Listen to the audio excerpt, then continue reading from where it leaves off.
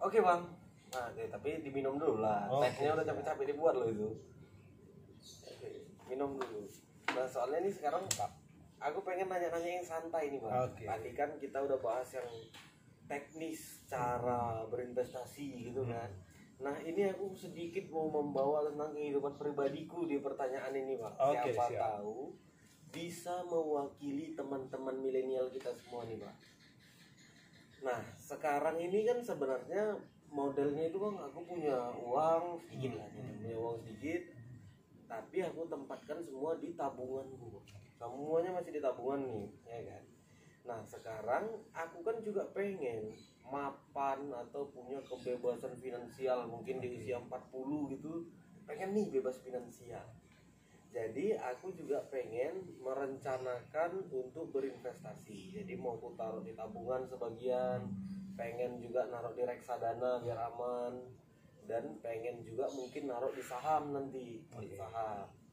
Nah, menurut abang nih bang, kalau misalkan aku bagi tadi duitnya menjadi 3 tempat, tabungan, reksadana pasar uang, dan saham. Menurut abang nih, proporsinya yang paling ideal itu berapa persen tuh untuk masing-masing komponen tadi?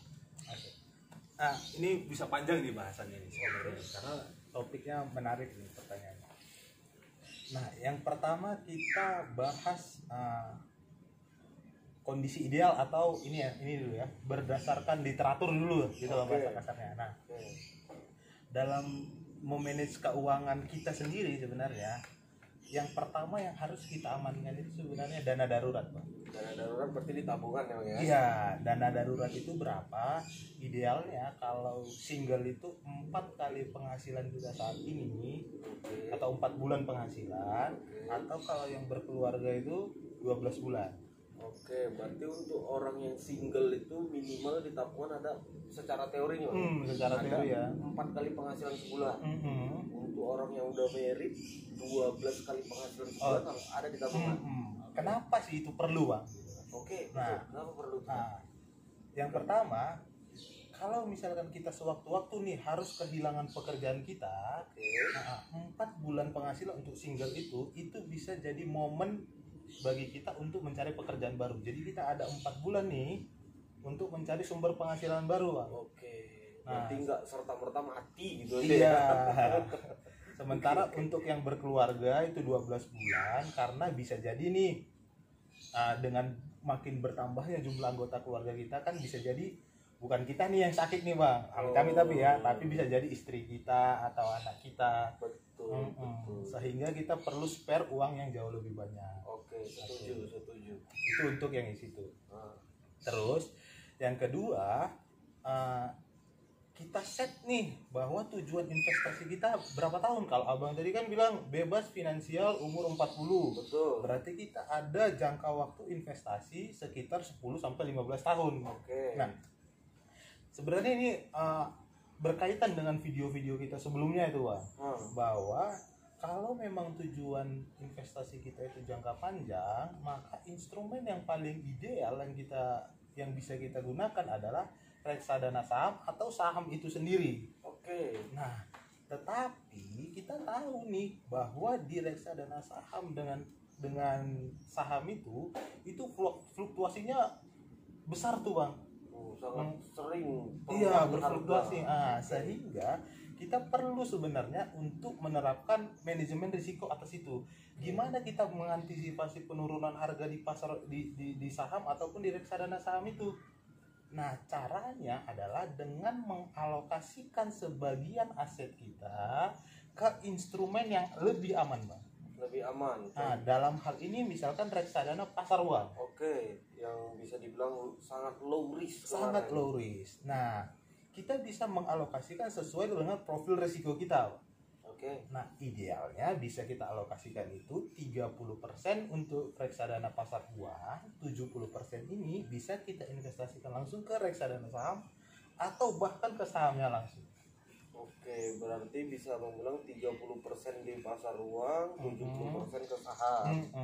Oke, di tabungannya tadi udah terlepas dari tabungan ya. Oh iya, terkait tambahan dengan itu, Bang.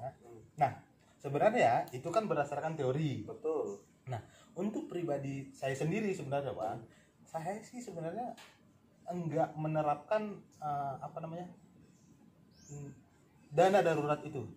Dana darurat yang di tabungan 4 kali tadi. Iya, dana darurat saya itu saya masukkan ke reksadana pasar uang, Pak. Oh, bahkan dana darurat yang tadi secara teori ada di tabungan, sekarang posisinya abang tempatkan di reksadana pasar uang. Iya. Kenapa? Nah, ini berdasarkan pengalaman ya. Oke, pengalaman tuh nggak bisa bohong.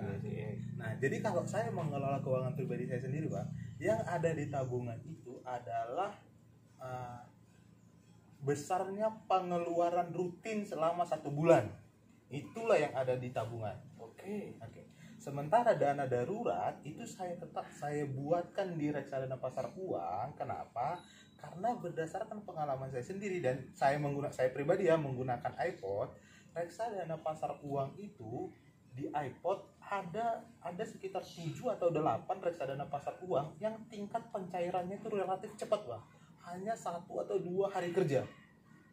Berarti bisa dibilang setara dengan kas, setara dengan tabungan kita itu kan ya. Sementara kan dana darurat itu hitungan sebenarnya kita kan nggak rutin itu mengeluarkan itu kan, pada saat ada satu kejadian tertentu baru kita keluarkan itu kan. Jadi dengan reksadana pasar uang yang relatif liquid ini dan gampang dicairkan, itu kalau misalkan kita ada kebutuhan mendadak itu relatif gampang.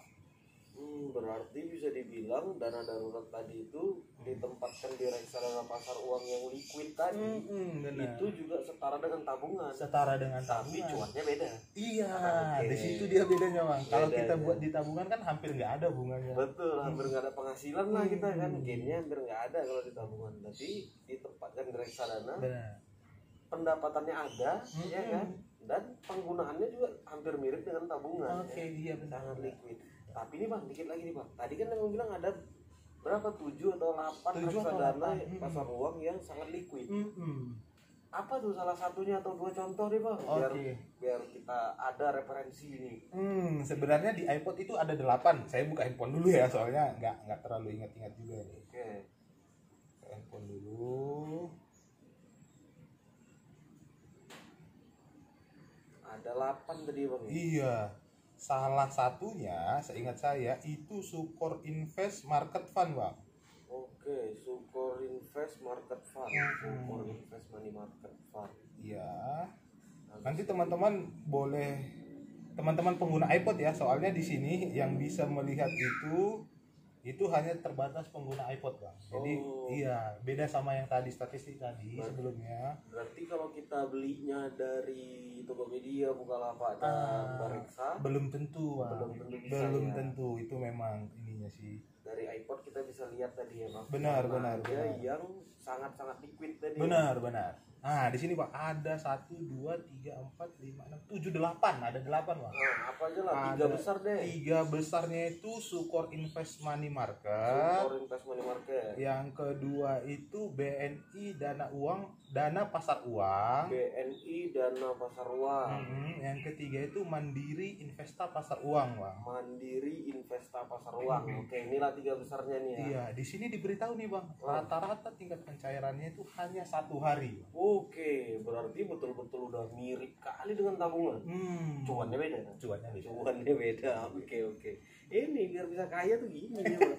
Investasi itu harus menjadi salah satu kebutuhan pokok ya. Benar.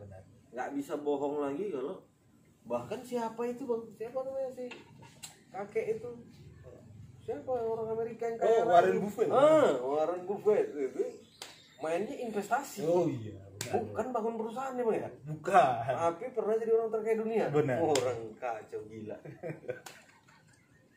Tapi dikit lagi nih Bang. Oke, tadi Abang bilang kalau secara teori 30% 70% kita tempatkan di pasar uang dan juga di saham. Atau tadi bisa dibilang juga kalau kita punya dana darurat pun ya tempatkan di reksadana pasar uang yang sangat liquid juga tidak jadi masalah. Kenapa persentasenya begitu Bang? Nah, sebenarnya sederhananya kenapa kita harus mengalokasikan seperti itu? Itu yang pertama dulu. Nah, contoh sederhananya sebenarnya gini, Pak. Kalau kita mengalokasikan 100% dana kita ke saham misalkan. Nah, pada saat terjadi penurunan 50%, maka total misalkan nih 100 juta nih turun 50%, jadi 50 juta. Itu pada saat dia naik ke atas kembali ke seperti semula, itu return yang dihasilkan harus 100% tuh, Bang. Betul, harus naik 100%, 50 lagi biar jadi 100 lagi. Benar. Sementara itu, Bang, kalau misalkan nih biar gampang hitungannya, kita mengalokasikan 50-50, Bang. 50% ke reksadana pasar uang, 50% ke reksadana saham. Pada saat reksadana saham yang fluktuatif ini turun 50%, dan reksadana pasar uang ini menghasilkan misalkan kasar aja biar gampang menghitungannya 10%, maka total penurunan portofolio itu relatif kecil, Bang. Ya? Iya, yang 50% ini yang untuk saham ini nurun nih sebesar 50%, berarti sisanya kan tinggal 25. Nah, yang 50% reksadana pasar uang ini naik misalkan 10% nih. Jadi 55. Jadi 55 ditambah 25, 80 jauh berbeda dibandingkan dengan yang hari sebelumnya. Oh iya benar. Yang tadi kalau kita main single turun 50% hancur ke bawah. Tapi kalau kita alokasikan gini, turunnya jadi cuma 20%. Jadi 20%. Oke. Berarti dengan cara skema kita alokasi begini bisa dibilang kita itu udah memanage risiko kita gitu ya. Memang kelebihannya pada saat pasar saham nanti bergerak naik begitu cepat.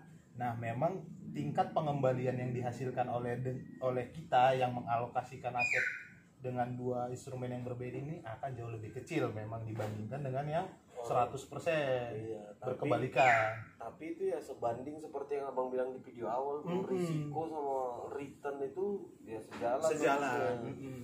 Kalau kita main kayak gini tadi dialokasikan risikonya lebih kecil. Tapi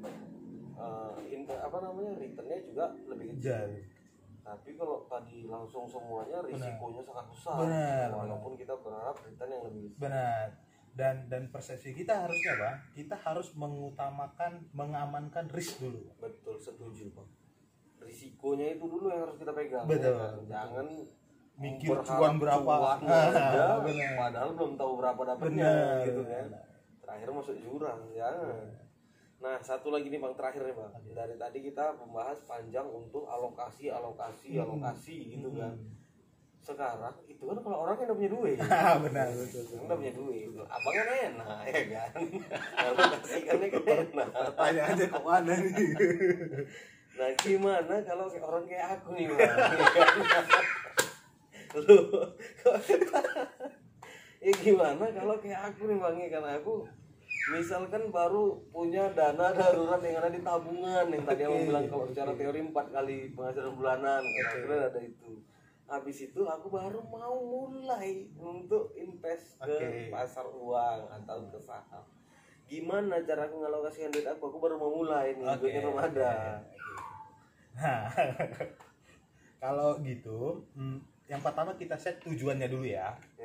Itu sebenarnya bisa dilihat di video sebelumnya. Tujuan kalau misalkan kita jangka panjang harus beli mana, jangka menengah harus gimana, jangka pendek harus gimana. Tapi yang di sini kita bahas yang untuk jangka panjang, karena tadi kan tujuannya pengen bebas finansial di umur 40. Nah, sebenarnya kalau misalkan kita mulai dengan dana yang relatif sedikit, misalkan 300.000 yang bisa kita sisihkan setiap bulan untuk investasi, kita udah bisa melakukan alokasi aset sebenarnya dari modal 300.000 itu, atau bahkan 200.000 juga bisa. Caranya gimana? Nah, kita lakukan dollar averaging cost. Sederhananya kita membeli rutin setiap periode tertentu. Misalnya sebulan sekali. Setiap tanggal 1 misalkan gajian tanggal 1. Kita sisihkan misalkan 200.000. Nah, 200.000 ini langsung kita investasikan. Nah, caranya gimana? Kan sekarang pembelian minimum satu reksadana itu 100.000. Nah, jadi kalau kita mengalokasikan 50-50 aja nih, udah bisa nih modal 200.000, 50% ke reksadana pasar uang, 50% ke reksadana saham. Reksadana saham ya. Bisa 100.000 kita investasikan di sini, 100.000 kita investasikan ini. Kita lakukan hal tersebut rutin setiap bulan secara terus menerus. Oke. Ini berarti sama lah prinsipnya. Kalau dulu pernah aku dengar itu ada istilah yuk nabung saham. Benar.